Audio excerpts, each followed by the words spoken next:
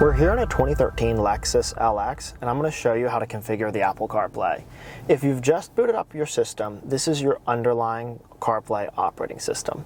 This is the base operating system where you'll connect your phone to Bluetooth. At any time, you can long hold the speech button on your steering wheel to switch between your new and old operating systems. We'll come over here to the Bluetooth app. Click on it. Here you're going to see the name of your device, car with 4 unique identifiers. Don't change the name of this. On your iPhone, open up Settings, and in the Bluetooth menu, locate your car's unique name. Do not change this device name. Make sure the pairing codes match.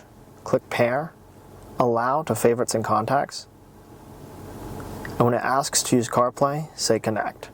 Finally, you'll get one more pop-up. Click Allow. Now the first time you do it, it loads for just a second, and there you go. CarPlay is now configured.